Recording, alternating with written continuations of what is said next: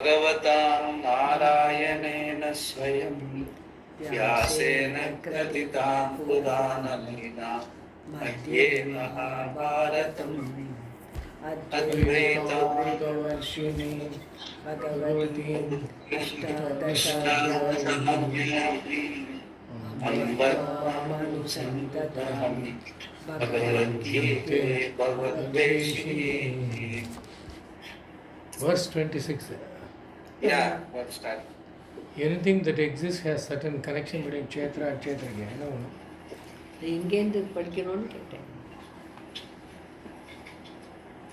Yavat sanjayate kinchit sattvam sthavara jangamam किञ्चित् यावत् सञ्जायते kinchit sattvam sthavara jangamam kshetra kshetragya samyogat tadvidhi bharadarshavaha Bharatarshava. Bull among Bharatas. Arjuna is addressed.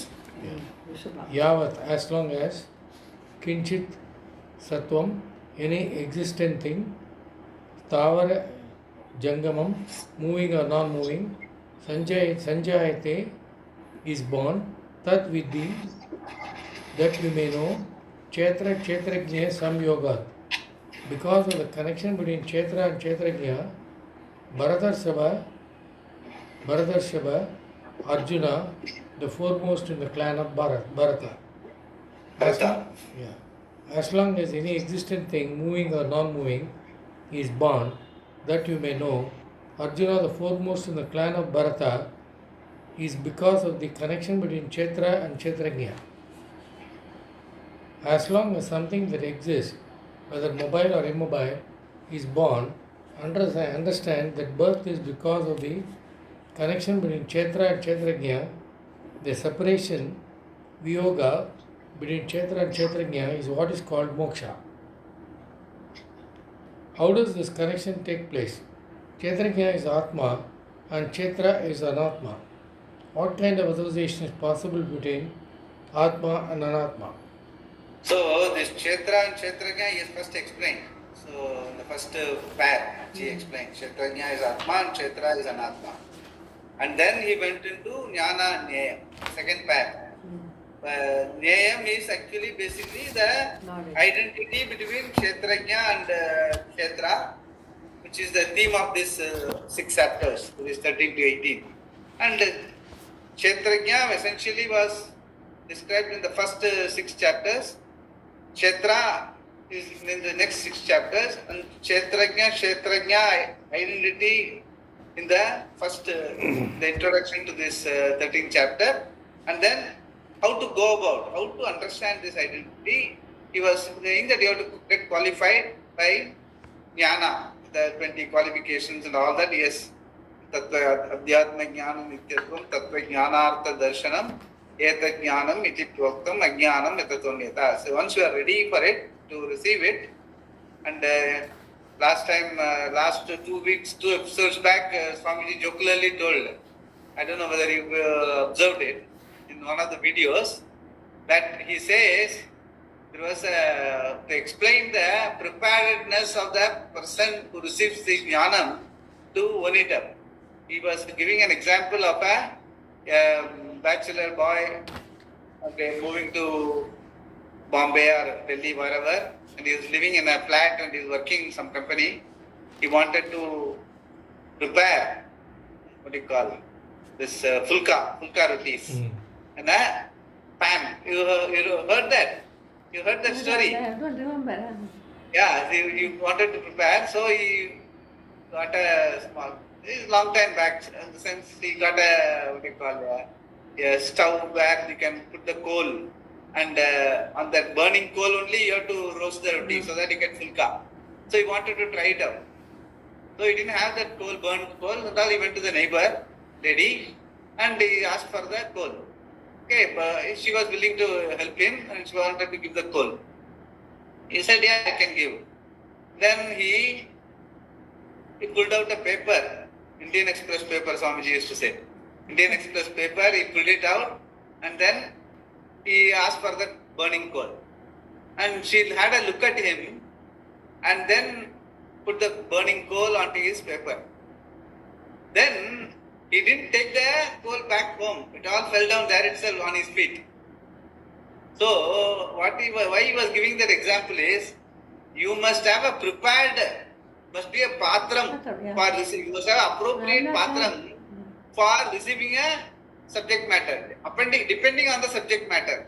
The same way, for you to receive this knowledge, you must be mentally prepared. Your mind should be mentally prepared. A patram should be there. That was what was explained in those 20 values. Jnanam as a qualification for receiving this Nyayam. A beautiful way to explain. Since people will easily remember this sort of a story. Yeah. What it means preparedness. Just word is preparedness. But you can easily relate to this story and how much I must be prepared for receiving this knowledge. So likewise, so he has already explained that. Now he is going to go into the third set of pair called Purusha and Prakriti. Purusha we have told, and Prakriti also somewhat he has explained before also. So now what he says, what kind of association is possible between Atma and Anatma? Now he is going to explain. Basically it is a repetition of what is Kshetra and Kshetrajna, and in the context of what was Jnana, like how much your preparedness is there. Recording only. Okay. How much of preparedness is there? That will come through in the discussions now. Yeah. Email me. No, we'll record. We'll wait. Don't worry. Shankara says it cannot be an association like that between a rope and a pot, both of which have a definite form and have parts. A rope has two ends, which you can tie to the neck of the pot and thus bring them together. This kind of samyoga is not possible between the Kshetra and Kshetrajna. Which part of the Kshetrajna, which is pure formless consciousness, will you connect to the Kshetra? It would be like trying to attach space to an object. It cannot be done because it is free from parts. This kind of association of two different objects, each having its own features, is not possible for Kshetra and Kshetrajna. Nor can we say that there is an association like that between the cloth and the threads because the cloth is the thread. Similarly, there is no association between Kshetra and Kshetrajna because essentially they are free from parts. This kind of association of two different objects, each having its own features, is not possible for Kshetra and Kshetrajna. Nor can we say that there is an association like that between the cloth and the threads because the cloth is the thread. Similarly, there is no association between Kshetra and Kshetrajna because essentially they are not two different things. Nor does the Kshetrajna undergo a change to become the Kshetra because it is not available for any change. If consciousness is blue, slowly it can turn into grey, but consciousness is formless and thus has no features that it can change. What is this, Swamiji? Consciousness is blue. No. What he says essentially is, we cannot like any other any two things. Then we can always bring a connection by taking into some commonality, the samanyata. See, Vishesha is the differentiating things. So if there is a samanyata between the two things, we can bring with the help of that samanyata, you can bring the connection. So here, Yavat Sanjay, okay, what he says is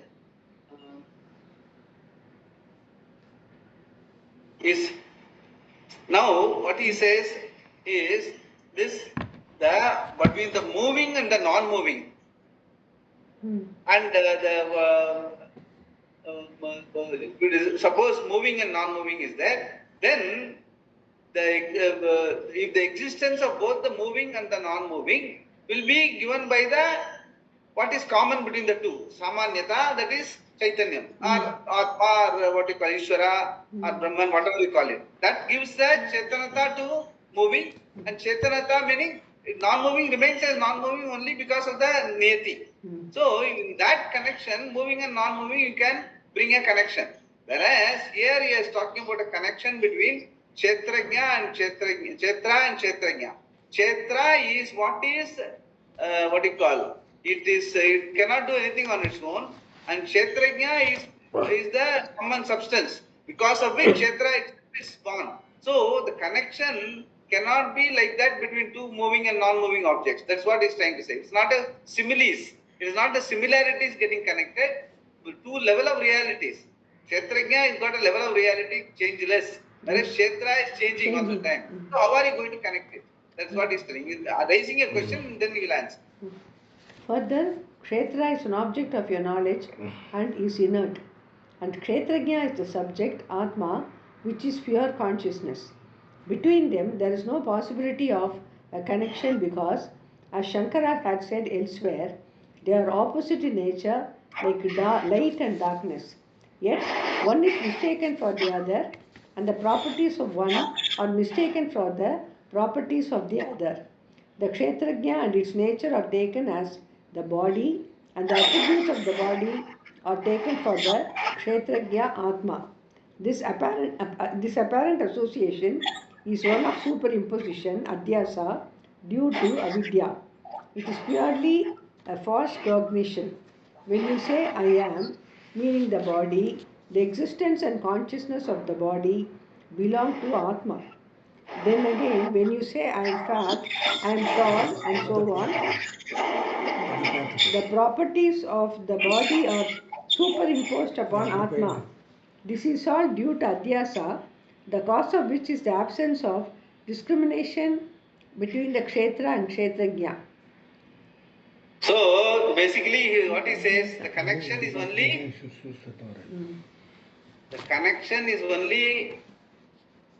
avidya.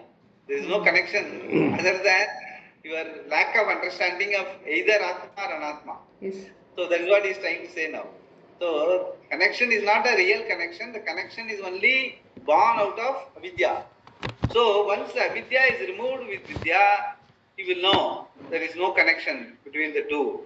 That is the only understanding. That is the only connection. The connection is only avidya. That is what he is trying to say. This is all due to Adhyasa, the cause of which is the absence of discrimination between Kshetra and Kshetrajna. That establishes the connection immediately. If there is no discriminative knowledge of an oyster shell, it is mistaken for a piece of silver. Similarly, a rope is mistaken for a snake. Two different objects, the rope and snake, have seemingly become one. How? By a connection only due to superimposition. Similarly, the association of Kshetra and Kshetrajna is in the form of Adhyasa, superimposition, characterized by false knowledge. It is born of ignorance. It is not like a blue object getting colored and becoming grey. Because they are all the same level of reality. It is not so. That's what it is. The Shastra reveals the nature of the Kshetra and Kshetrajna, and with this knowledge, one is separated from the other. Previously, it was pointed out that the Kshetra is the body, the five elements, the Ahankara, the organs of action, the sense organs, the sense objects, desire, aversion, pleasure, pain, and so on. Anything other than the Kshetrajna Atma is called Kshetra. With the help of the Shastra, one separates Kshetrajna from the Kshetra, like one separates the stalk from the sharp-edged munja grass with alertness and care. In any object, one component is Kshetra, another is Kshetrajna. The name and form of the object are Kshetra, while its existence is Kshetrajna. In the mind also, the vritti aspect is the Kshetra, and the consciousness is the self, the Kshetrajna, upon which the vritti is superimposed. Every moment, the Kshetrajna and Kshetra are together and available, and therefore have to be carefully separated. So he has explained this munja grass. We have discussed before also. Kusagreya buddhya. I have quoted Kathopanishad and I have sent you also. Kusagreya buddhya meaning by a very discriminative mind only. In every aspect of your life, you must be able to distinguish what is the Kshetrajna, the changeless aspect, the Satta aspect, the Satyam aspect, and the Mithya, rest is Mithya. You must be able to discern. If you are able to discern Satyatvam and the Mithyatvam in every activity, every object, and every walk of life, that is the preparedness we are talking about. At any point in time, you must be alert to the Kshetrajna, the Satyam in your activity. Then you will be alert. Okay, this is a changing thing, it will change. Whatever we can do, we can do. If it is a Satyam, you can hold on to it, be comfortable with it. So, but between Satyam and Mithya, you must be able to discern at every point in time in your life. That is why he says, Kushagraya Buddhya, like the stalk of the sharp-edged Munga grass with alertness. Because if you are not alert, it will hurt you.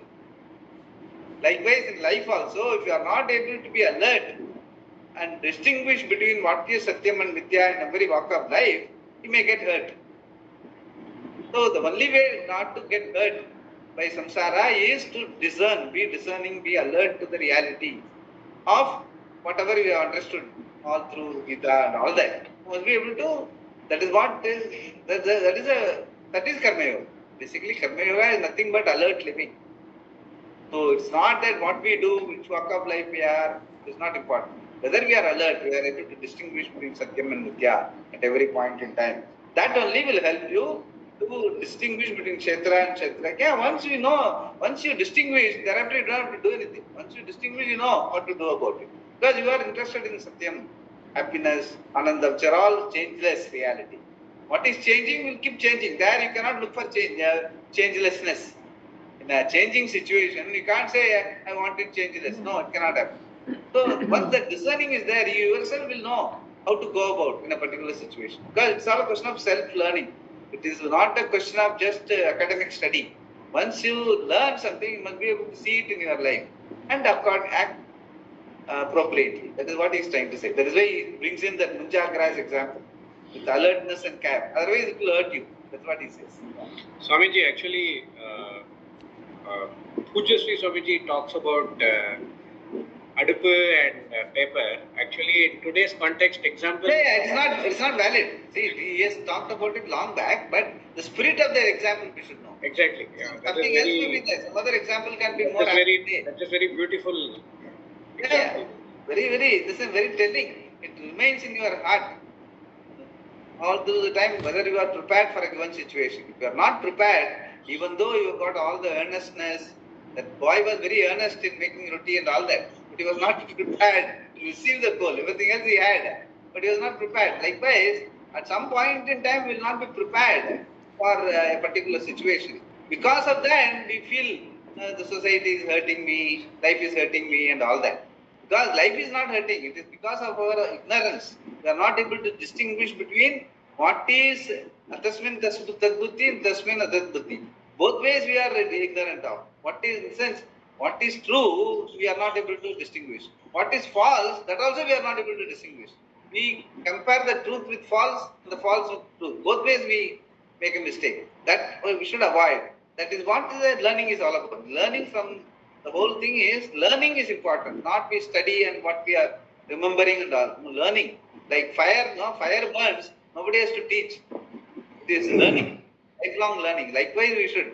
That this learning also is lifelong. Like you must know what you are, where is the problem in the situation, what is the problem? What is the changing aspect of it? What is the changeless aspect of it?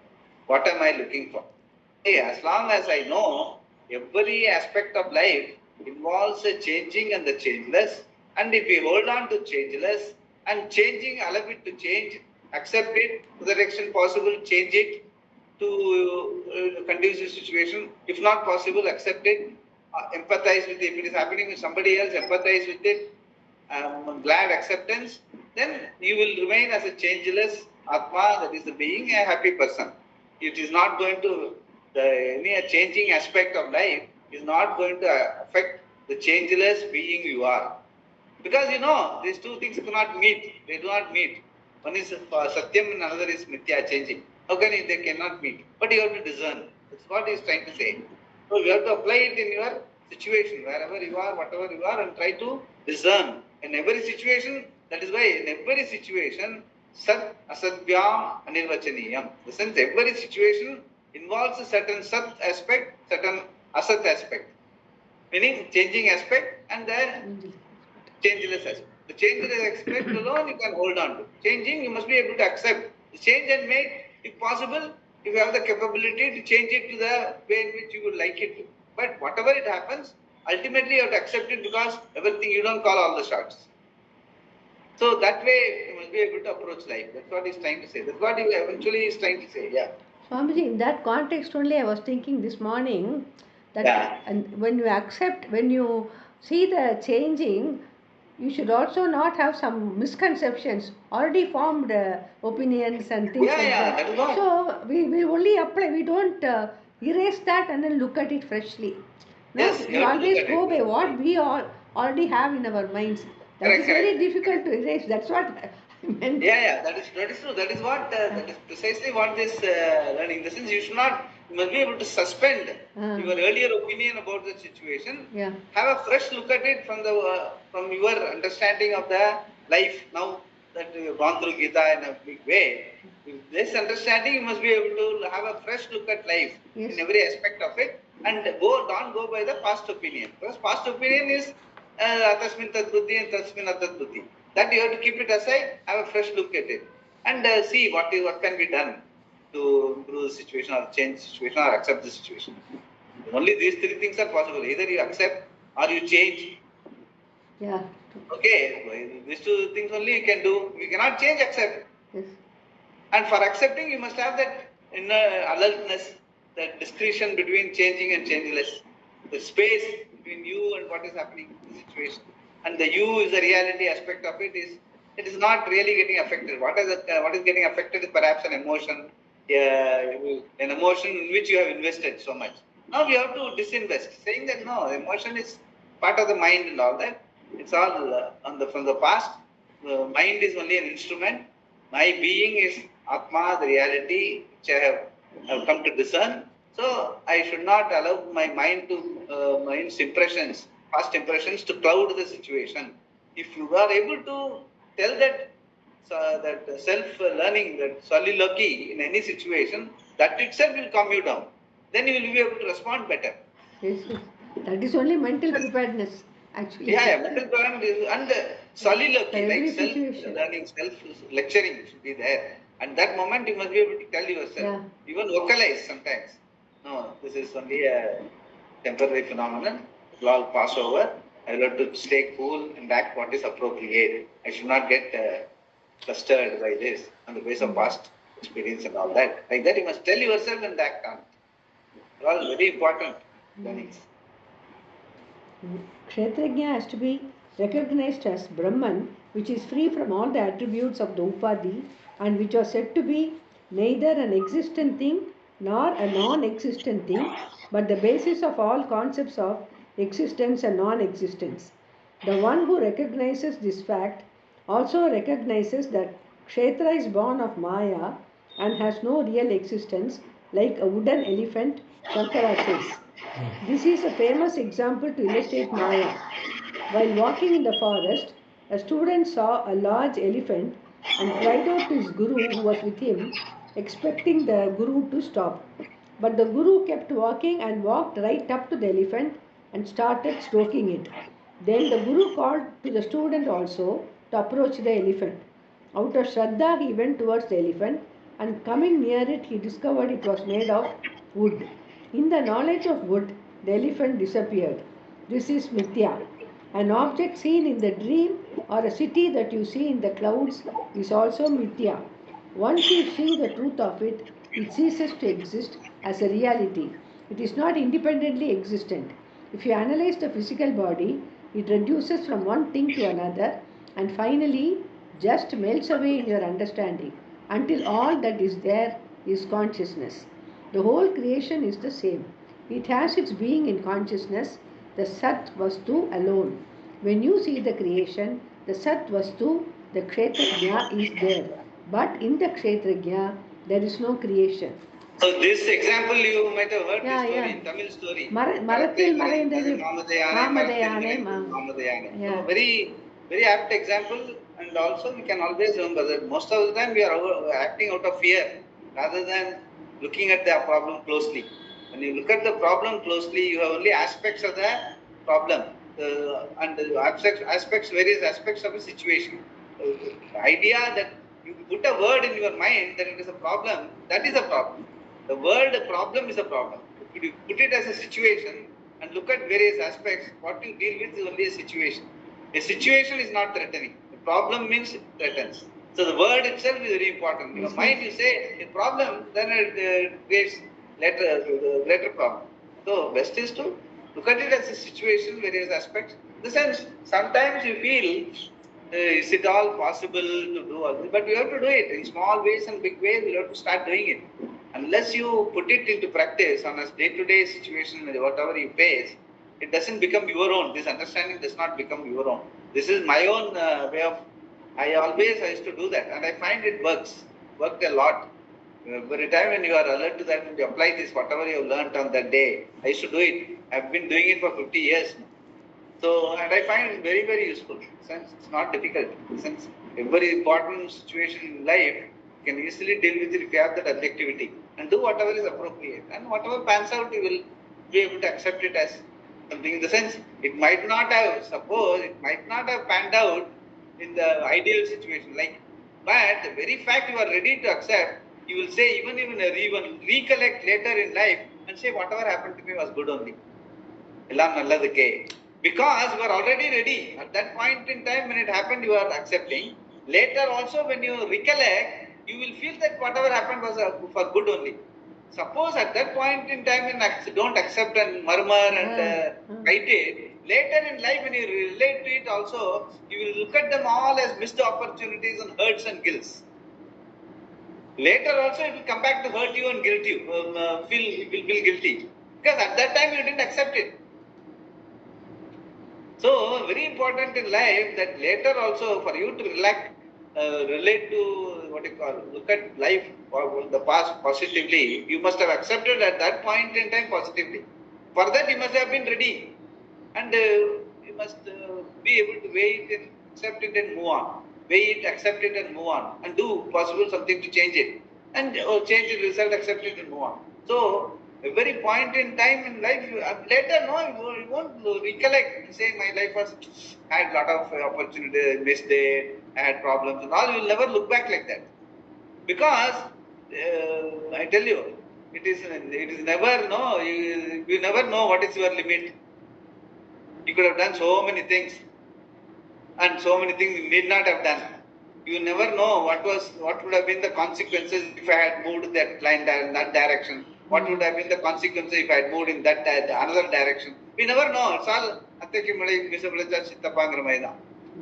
all it doesn't really know what would have been. By taking another route, you would have been worse off than what you are now. So you never cannot get. That is why Gahana Karmano Gatihi. Karma is like ocean. You can never measure it. Should never try to measure it. So best way is to accept the present. Be in the present all the time. Do what you can. Accept and move on. Do glad acceptance of the present situation. However well or not so well it pans out. You, instead of having an opinion, it's okay, not okay and all that, just accept and move on. That way you will be able to recollect also positive things. You will feel your life well lived.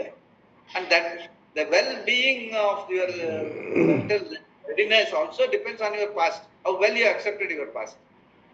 So it's all very, very important in the sense, somehow I strongly feel that way because I feel that a lot of things that has happened in my own life, I feel that I was able to accept everything. I never felt that I was disadvantaged or I could have done something different. No, everything all is well done because of Swamiji's association, the way in which I was going about. But that is possible and it can give a very, very healthy, because at the end of the day we want to have a healthy respect for our own life. Forget others. We must have a healthy respect for our own life and take it in the right spirit and move on. But for that, this sort of alertness is important. Every situation, be alert, to be prepared. Be prepared to receive this understanding, wholesome, with a glad acceptance, and apply it in your situations also. Automatically, once you have accepted this sort of an understanding as your own, then you will be able to apply it. You will apply it definitely. And you will be able to move on to positive framework. And that is in the relative world. Ultimately also that is a reality. But that's what Shastra anyway is trying to tell you. Reality is your here and now, happy and Purnam. Nothing is less. Because in reality, everything else, whatever changes is your body, mind, emotions and all that, it's all changing things. It is, you can never call them as your own. Even though you have been calling them as your own all these years, you know that it's very clear that they are not your own. It's all part of the samashti. It's all part of the whole scheme of things. Veshti and samashti, total individual, the real, the kind of combination it is part of the niyati. It is really nothing individualistic about it. If at all you can claim anything individualistic is your own being, and that is the being of everyone, and that is the being of Ishvara also, and that doesn't undergo any change, plus or minus. So that ownership, the real ownership of your reality is the only thing that will stay with you. That has to be. That has to listen. That is a whole Vidya is all about. Everything else is yoga in terms of how to harness that understanding, and that yoga also will help you to have a relative understanding when you face situations. Both are equally important because only when you are relatively dealing with the world in a peaceful and cheerful manner, you will be able to one up this satyata as yours. Otherwise, it will keep getting interfering with it, and you will keep getting doubts. So those things we should avoid. Yeah. Swamiji, when I have a question, when somebody cheats us and then we realize that we have been cheated, how do we handle this situation in the light of what we have been discussing now? Yeah, and see, the cheating is a we call is a judgment. Okay, it's a judgment. You sense if somebody is cheating means what was that situation in which that person was, what was your relationship with him, and what was your own expectation from him, what was his expectation from him. All these things put together will will result in a particular act which you call cheating. In his, suppose you sit with him and talk to him, he will say why he did what he did, and you will definitely have to ask him difficult questions. He will also have, if you are in good relation with him or you are in a position where you can, even though you feel cheated and he doesn't feel cheated, and he is able to sit with you and explain and say, sorry, even though you feel cheated, I didn't want to cheat you. This is how it happened and all that. If you are able to accept whatever his excuses or whatever his explanations, then you won't feel cheated. Suppose he also knows very well that he has cheated, he will not come and meet you also. So he will know very well that he has cheated. That itself will hurt him. So that he has cheated is going to hurt him. So in your case, if you accept it, okay, he knows that he has cheated and I have been cheated. Just because he has acted wrongly, he has wronged me, I will not allow his wrong action to hurt me.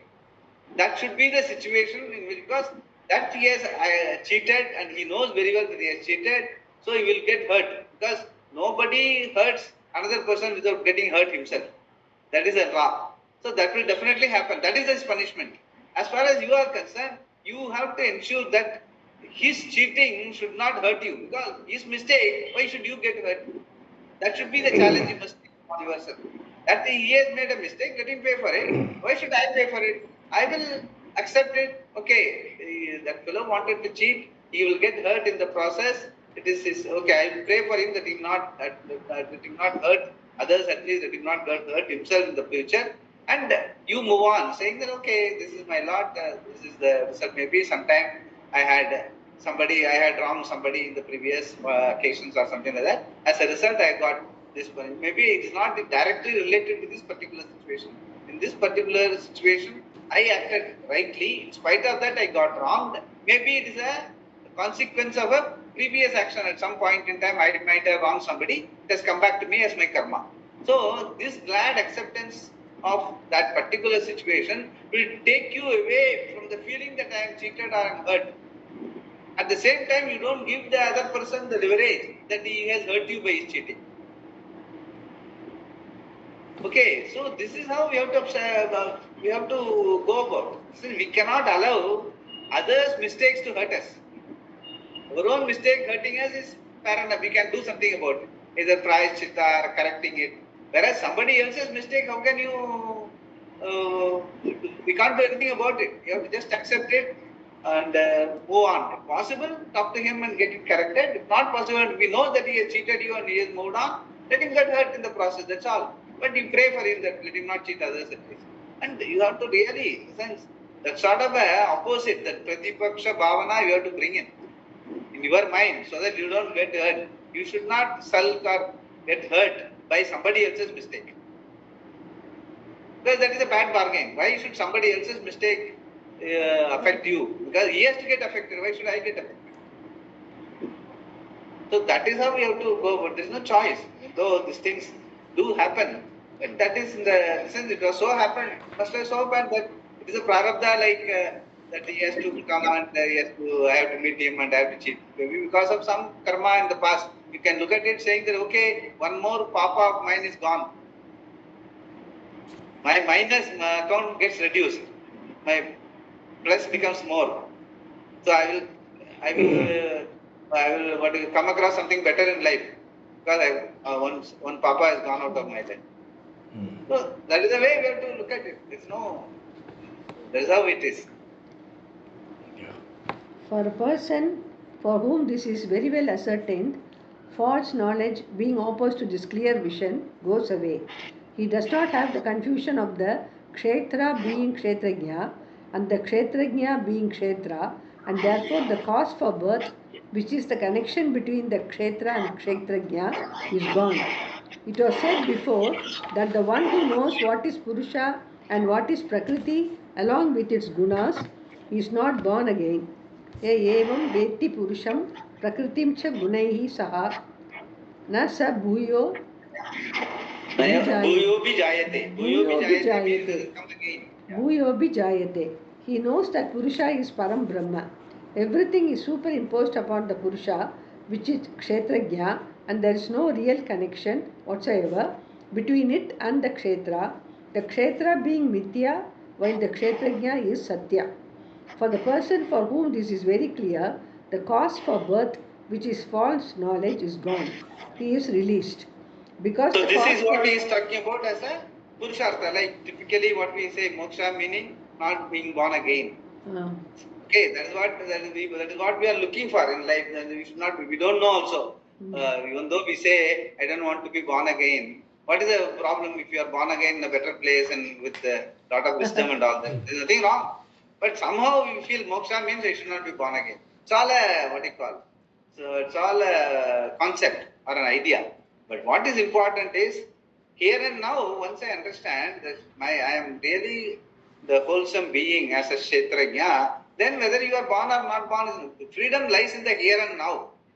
Not whether you are born again or not. But people generally have this idea. Moksha means not being born again. That Purushartha is a phalam because there is a disconnect between a kshetra and kshetrajna. Once you know you are the kshetrajna, there is no, there is no person to carry his, karma and all that.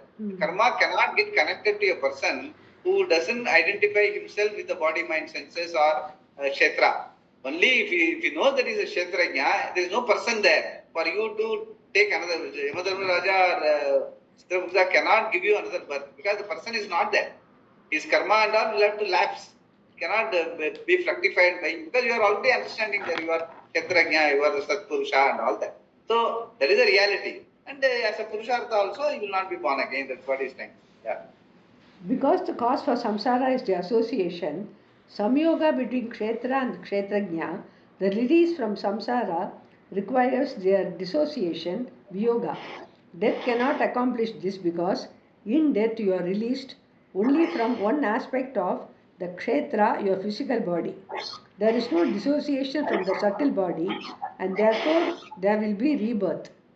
The dissociation of the kshetra and kshetrajna takes place only by clear knowledge of kshetrajna and kshetra. The result of this knowledge is the removal of ignorance, and because false knowledge produced by that ignorance also goes when its cause goes, samsara goes away. This is moksha. The vision of the person who has this knowledge is unfolded in the following verse. Verse 27. The one who sees the imperishable in the perishable, he alone sees. Samam sarveshu bhuteshu tishtantam parameshwaram vinashyat vinash vinashyatsva vinashyantam Vinashyantam. Vinashyat swa. Vinashyat swa. Vinashyantam. Yap pashyati sa pashyati. Yeah.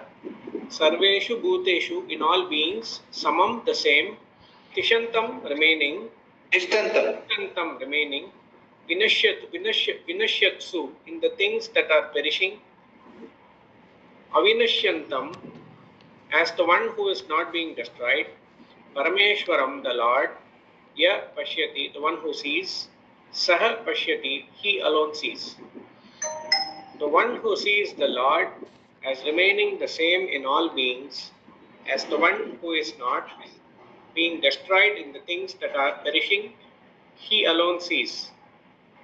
Yaha pashyati, saha pashyati, the one who sees is the one who sees, is an expression to indicate that he sees something different from what others see.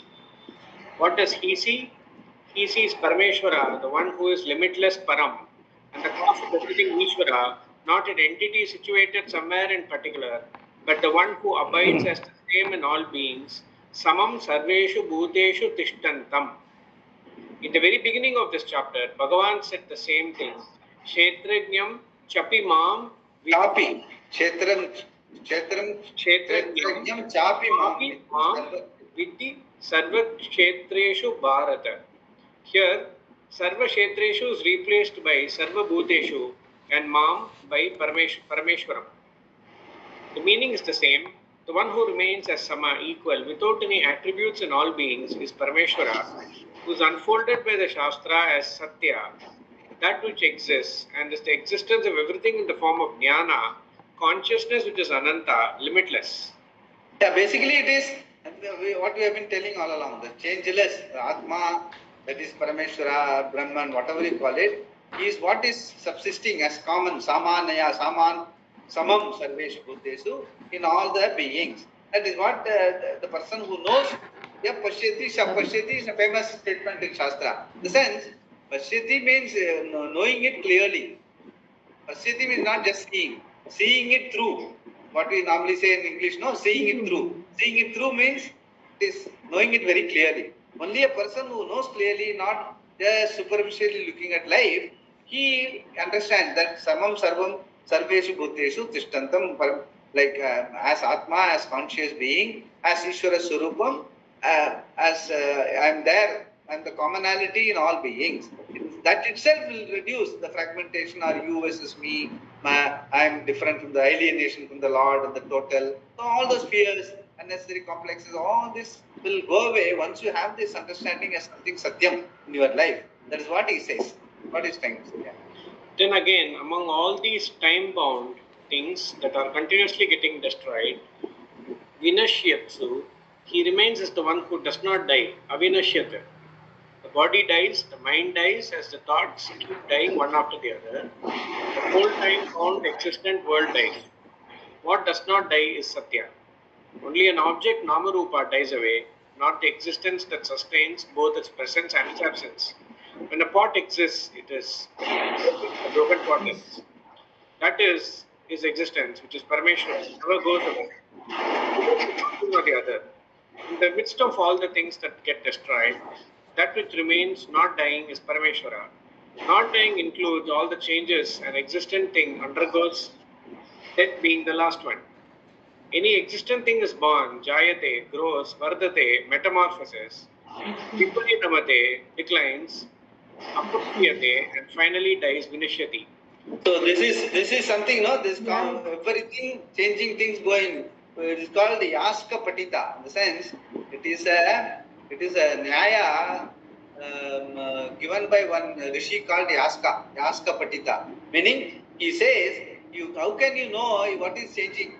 you must know a changing aspect or the changing substance by seeing whether it goes through all these 6 steps. Jayate, Vardate, Uparinamate, Apakshiyate, Vinashyati.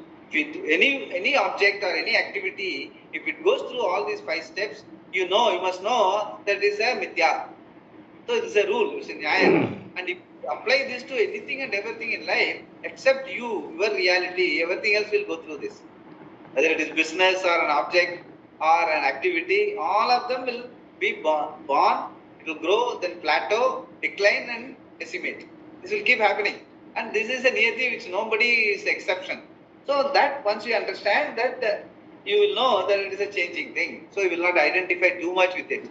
You will, as long as it goes, you will follow the rules and play with it. But never look at it as something shashvatam. And you are the only Shaswata, because you are the only one who doesn't undergo this in the existence of the consciousness, does not happen, go through all these 5 steps. That is what he is trying. Yeah. What's the name? What's the, you said Vishi? Yaska Patita. Yaska Patita. Yeah. Yaska. Yaska is the name, Patita is his rules Okay. or Nyaya. The one that does not die among the dying, does not decline among the declining, does not metamorphose among the metamorphosing, does not grow among the growing, and among the things that are born is not born, but remains the same in all of them, not undergoing any change, is Parmeshwara. It is not another object that prevails as others, perishing, but is like the water which does not die among all the waves that are born to grow and die. Similarly, among all these things that are dying, Parmeshwara is that which does not undergo any change whatsoever. Not born assuming a particular form whereby it can be said that it is existing because it has always existed. It does not grow or metamorphose into something, or it is declined to die away. It is free from all change because it is not time bound. This is the very basis of time and all things in time. From the standpoint of creation, it is the cause, Jagat Karana, which is limitless, Atma. The one who sees this alone sees. The vision of others, Shankara says, is like that of a person who has a cataract. Where there is one moon, he will see two. Similarly here, because of ignorance, the others see duality, no reality at all. Once there is duality, he sees himself as one thing and the world as another, and being an insignificant creature in such a vast universe, on an endless pursuit to try and eradicate his sense of limitation through various accomplishments and acquisitions. Problem is, any accomplishment is limited and is not going to remove his sense of limitation. That is possible only in seeing that he is the only one. The one who is the imperishable is the perishable. Vinashyatsu avinashyata.